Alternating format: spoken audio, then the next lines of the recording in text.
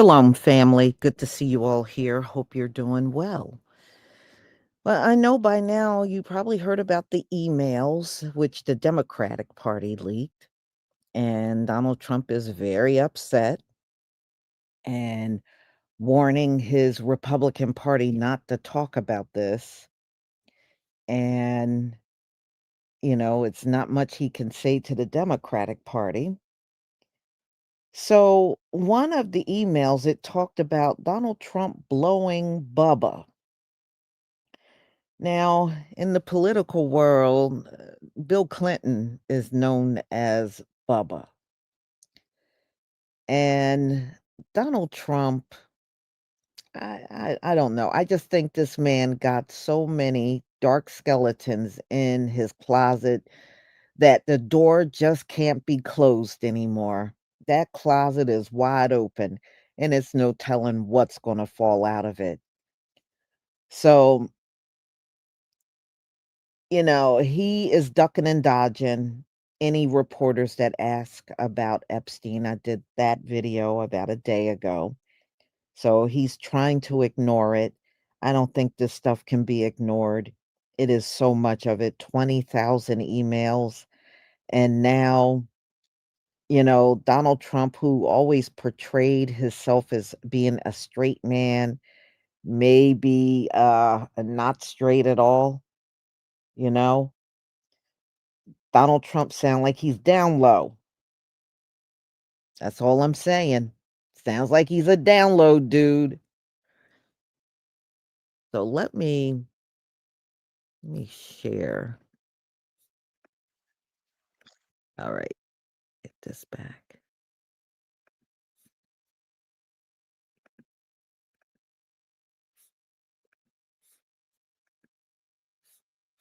All right, please give me a one if you can see my screen.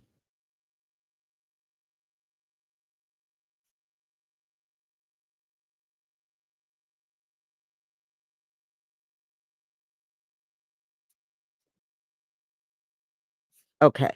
So just remember these emails came from Mark Epstein, who's Jeffrey Epstein's brother, who also said that Jeffrey was not suicidal. There's no way he would have taken his own life. This is what his own brother said. So he's the bald dude with the glasses on in my avatar. That is Mark Epstein. And we're going to get into this one. Thank you so much for the ones, ladies and gentlemen. Thank you. All right, let's get started. Hide this.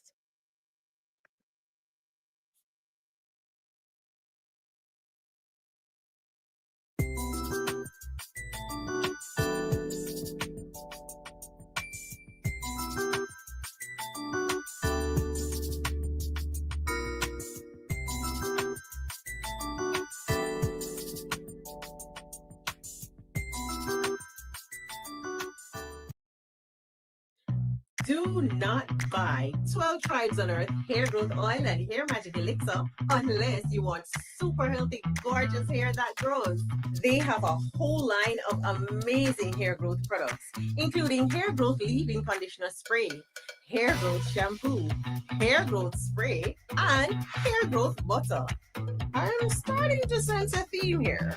They include quality natural ingredients. They smell amazing, and you can see the results for yourself. So if you're looking for healthy hair growth for your natural or relaxed hair, try 12 Tribes on Earth today. So I had to go today. I said, and this is after 4 of these things. I've been, in all fairness, I mean, I'm a human being, right? I come in, and here's the problem. I said, oh man, it's too low. I said, it's too low. So I had to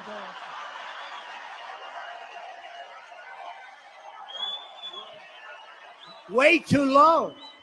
Have you ever wondered what's actually inside the 20,000 pages of Epstein documents that just hit the public record? It's not just names and numbers, it's emails, guest lists, strategy memos, the kind of digital footprint that could shake the foundations of power. Now, Buried deep in this avalanche of data, one email, just a few sentences, really has set the internet ablaze. It's got references to Trump, Steve Bannon, Vladimir Putin, and a shadowy figure called Bubba. But what does it actually say? What are people getting wrong? Let's pull back the curtain and read this evidence for ourselves because context is the difference between rumor and revelation. Picture sifting through a sea of metadata. That's what journalists did, scrolling through headers, sender IPs. That's the digital address attached to every email. And strange references. Suddenly they hit the line. Ask Bannon if Putin has the photos of Trump blowing Bubba. Bizarre, right? Loaded with innuendo and almost designed to provoke speculation. But before we get swept up, let's anchor ourselves in facts. What's real? What's rumor? And why does a single cryptic sentence get more attention than pages of allegations? So let me see if I got this straight. Jeffrey Epstein sent an email to his brother and asked his brother, ask him if Putin has the photos of Trump blowing Bubba. Bubba being Bill Clinton's nickname. It's hilarious that Bill Clinton was impeached for receiving a blowjob in the Oval Office and lying about it. And now the sitting president, there's an email indicating that he provided a similar service to the same man. 20,000 documents came out as part of the Epstein estate. This isn't even the Epstein files that we've been trying to get released. This is just from the estate stuff. And Donald Trump's name appears more than anyone else's. It appears in 1,628 documents out of the 20,000. Jeffrey Epstein talking about having Thanksgiving with Donald Trump, talking about Brett Kavanaugh with Steve Bannon and making sure that this dude was still very much involved with Trump and with the government as Trump had become president. And in just one of those many emails, Jeffrey Epstein, referring to Donald Trump, said, "You may recall, I have met some very bad people, none as bad as Trump. Not a decent cell in his body. So yes, very dangerous." Even a monster like Epstein thought that Donald Trump was dangerous. And at this point, I feel like we could have photos of him assaulting children, and there's a contingent that would not care. Let me be clear, anyone in that list, anyone who was involved and harmed children, guillotines. Guillotines for all of them. Let me tell you, a text with so little context can do more damage than 1,000 pages of dry legalese. It's like finding a single puzzle piece and insisting you know the whole picture. But we're not going to do that. Instead, we're going to break it down frame by frame and separate what's proven from what's pure speculation. Are you ready to dive into the mystery? So, why does this matter? First, because emails are digital records, what lawyers call primary source evidence. But second, because the people named Trump, Bannon, Putin aren't random. They're power brokers with a history of backroom deals. When their names appear, it's not by accident. That's our foundation. Now, let's get granular. Who is Bubba? What's really being said? And why is everyone so eager to bend this story in their direction? Let's play detective for a second. When you hear Bubba in a political context, who comes to mind? For decades, that's been Bill Clinton's nickname. Even political insiders, speechwriters, campaign strategists throw it around like an inside joke. So naturally, when this nickname pops up in an Epstein email about Trump, people jump to connect the dots. But logic isn't evidence, is it? Now, you might be thinking, Lisa, Mark Epstein could have meant anyone by Bubba, and you're absolutely right. When reporters chased him down, Mark Epstein flat out denied that Bubba referred to Clinton. But here's the twist. He refused to clarify who it did mean. No explanation, no context, just a brick wall. In storytelling, that's called a narrative gap. It invites speculation, and speculation is the lifeblood of conspiracy. Hello and good evening. In today's episode of As the White Hood Turns, okay, it has been a very busy news day. So, first thing, we're hearing that there were over 22,000 pages released regarding Jeff. And in those 22,000 pages, syphilitic Sid is the most mentioned in those released documents. But that's not what I want to talk about. I want to talk about this email that has been making the rounds all over social media. The email in which Mark messages Jeff to ask him, is it true that Vlad has pictures of syphilitic Sid giving Bubba the Guac 3000? Y'all, when I tell you, whew, the way I had to breathe, I had to throw my phone, I had to go back, pick it up. What? Now, they are saying that Bubba refers to, I got a bill in my mouth like I'm Hillary Rodham. You know what I'm saying? You know what I am saying. But all of that aside, MAGA is in shambles. You hear me?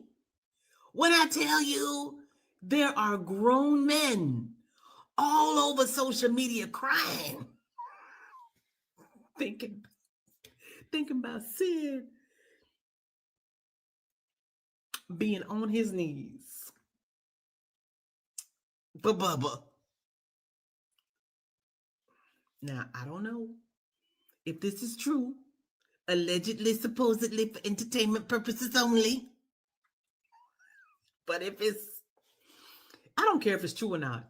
It's hilarious and I love it. I love this for him. I love it for him. And this is a hill that I am prepared to die on. That if some of that shit ain't true, all this, he done threatened to arrest Obama for treason. He done Letitia James, Eric Swalwell, Adam Schiff, James Comey. You name all the people he has gone after. You notice he ain't doing none of that with Mark Epstein. I got a bill in my mouth like I'm Hillary Rodham. Okay. Let's talk about the term plausible deniability. That's when someone can deny knowledge because there's just enough wiggle room. By refusing to clarify, Mark Epstein keeps everyone guessing. Is it code? Is it a joke? Or is it misdirection? Here's what we do know. Political nicknames are more than slang. They're linguistic fingerprints in the halls of power. Everyone has a handle, a label that travels in whispers. But unless you're in the room or CC'd on the email, you're just guessing at the punchline. So, what's the resolution? We're left with ambiguity, and ambiguity is the breeding ground for rumors. If you're feeling confused, trust me, you're not alone. Let's get this straight. Does this email prove anything about Trump? The answer, bluntly, is no. And yet, watch how fast wild theories take root. Why? Because when you mix power, secrecy, and coded messages, people fill in the blanks. But let's look at the technicalities. There's no attachment, no digital file, no EXIF data, that's metadata hidden in photos. No corroborating statement from Trump or Epstein himself, just words floating in cyberspace. Now, some of you might ask, Lisa, why are people so fixated on this one message? It's because, in the absence of hard proof, speculation feels like action. But let me remind you, speculation isn't evidence. An innuendo isn't a smoking gun. In fact, something crucial is getting lost here. Another email in the same document dump where Jeffrey Epstein writes that Trump knew about the girls. That's not coded. That's an accusation. But it's the cryptic almost nonsensical Bubba line that dominates headlines. Isn't that revealing? Let's pause and reflect. Are we chasing the sensational at the expense of the substantial? The law calls this a red herring, a distraction from the real issue. In this case, the real issue is possible knowledge or involvement in trafficking, not who Bubba is. Resolution? Focus on what's documented, not just what's dramatic. That's how we separate signal from noise. Here's a fundamental question. Why does context matter so much when interpreting messages from the powerful? It's because context provides the frame, like zooming out to see the full painting, not just a single brushstroke. Without it, words can mean anything or nothing at all. Let's visualize this with a technical term: semantic drift. That's when the meaning of a phrase shifts based on time, culture, or who's talking.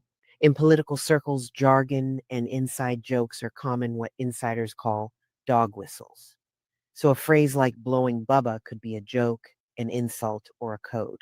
Without context, we're guessing. Now, imagine you're in a high stakes boardroom. An offhand comment could spark an investigation if heard out of context. That's how dangerous ambiguity is at the top.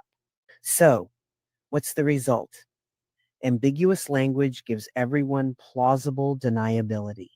If challenged, people just say, "That's not what I meant." It's a classic tactic. Keep it vague, keep it safe.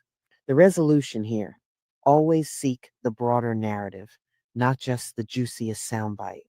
Dig for context or risk being played by the very people hiding the truth.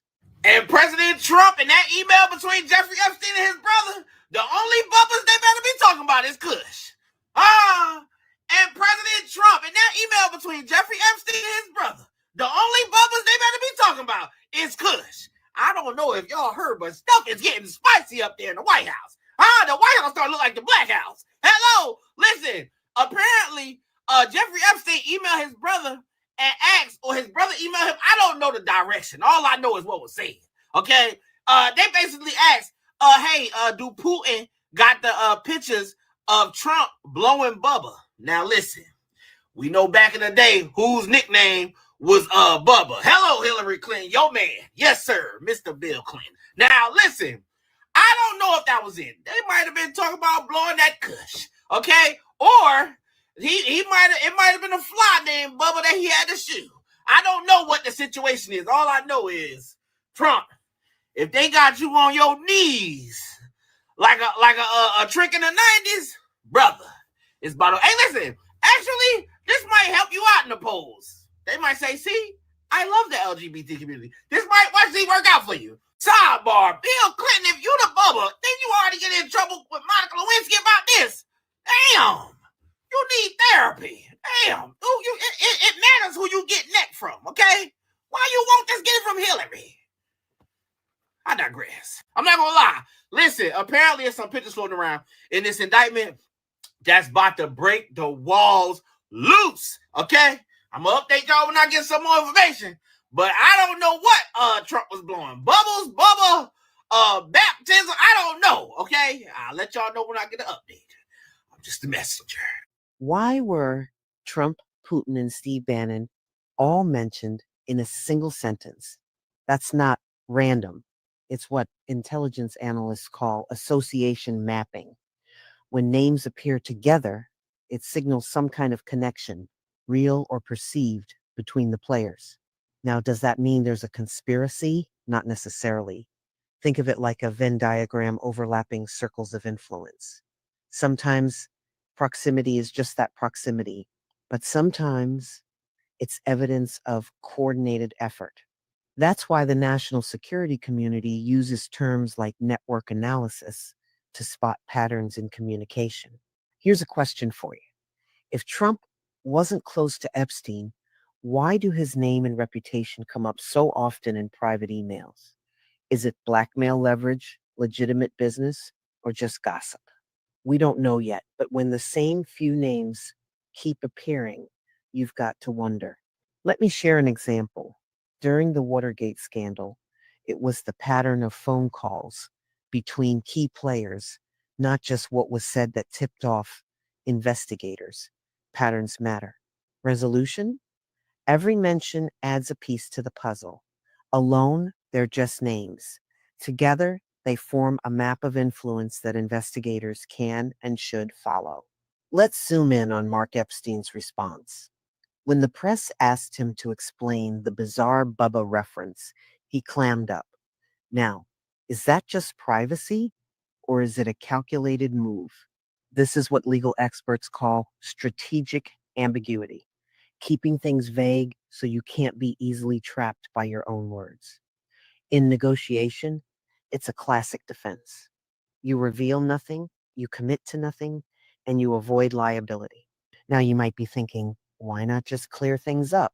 Well, sometimes the less you say, the less becomes admissible in court or used against you in public narratives. That's why high profile people often refuse to comment, because every word is potential evidence. It's like playing chess with only your pawn showing. The real strategy is hidden, and every move is calculated for maximum deniability. What's the end game? By refusing to explain, Mark Epstein keeps the story alive but out of reach. And sometimes that's exactly what people in power want: perpetual shadows, never full sunlight. Let's talk about behavior patterns. Watch any live press event involving Trump and Epstein. What do you see? Deflection, walk offs, non answers. In PR, this tactic is called narrative management, controlling the story by refusing to engage. Now, some of you are probably asking, does silence equal guilt? Not always. But think about this. In crisis communications, experts advise saying as little as possible when the facts aren't on your side. That's called damage control. Let me tell you a story. In 2019, when reporters pressed Trump about Epstein at a White House event, aides literally pulled him away mid-question. It was a textbook move, what media trainers call a hard exit. That's not accidental. It's a designed response. So, what's the conflict here? The avoidance raises suspicion. If there's nothing to hide, why dodge the question? After all, optics to public's perception can be as damaging as actual evidence. Resolution. We can't assume guilt, but the repeated refusal to clarify only deepens the mystery. In politics, silence screams louder than words. So Trump blew Bubba. Holy shit. Okay, imagine you're Bill Clinton. Not while that was happening, obviously. I would never ask you to imagine that. That's not humane. But imagine you're Bill Clinton. In 2015, you are watching your wife, Hillary Clinton, run for presidency against your side piece. Two people who used to blow you are running for the presidency. That brings a whole new meaning to the head of the state. That's crazy. Bill Clinton got impeached for getting Dome. Donald Trump might get impeached for giving it to Bill Clinton. That's crazy. One wiener has never destroyed two presidencies. I'm going to stop, but before I do, here's my impression of Donald Trump seeing Bill Clinton's wiener for the first time. Wow, what a cock. I've never seen such a beautiful schlong. I can't even call you Bill Clinton anymore. You know what I'm going to call you? I'm going to call you Big Beautiful Bill. I'm going to call you Big Beautiful. Let's step back and look at the big picture. In politics, perception often trumps reality. You've heard the phrase, where there's smoke, there's fire. But sometimes the smoke is just clever misdirection. Still, the constant mention of Trump in Epstein's orbit shapes the narrative, whether fair or not. Here's a technical concept: reputational risk. It's the idea that being linked to scandal can damage careers, even in the absence of proof. That's why PR teams work overtime to contain fallout, and why even a single weird email can become headline news. Let me ask, how many times can someone dodge a question before the public assumes the worst? In crisis management, even unanswered accusations leave a permanent stain. Back to the facts. These emails show a pattern mentions of Trump, attempts to manage stories, and a stubborn refusal to clarify. Whether it's all true or not, the damage is done. Resolution. In the era of instant headlines, perception creates its own reality. That's what makes these emails, however cryptic, so powerful. So, what can we learn from the Trump Bubba email and the wider Epstein files? First, that information without context breeds conspiracy. Second, that the powerful use coded language what intelligence services call tradecraft to shield themselves from scrutiny. But here's the real question: can we ever get the full truth or just fragments? The answer depends on persistence of investigators, journalists, and the public. Transparency isn't just a buzzword. It's the only way to cut through layers of secrecy that shield the elite. Let me leave you with this. The Epstein saga isn't just about individuals, but about systems. Systems of protection, silence, and plausible deniability. The email about Bubba is just one thread, but when woven with others, it reveals a tapestry of evasion and intrigue. Now, you might be tempted to throw up your hands and say, Lisa, we'll never know. But that's what those in power count on: public exhaustion. Resolution: stay alert, stay skeptical, and demand real answers, because only sunlight can disinfect the kind of rot exposed in these files.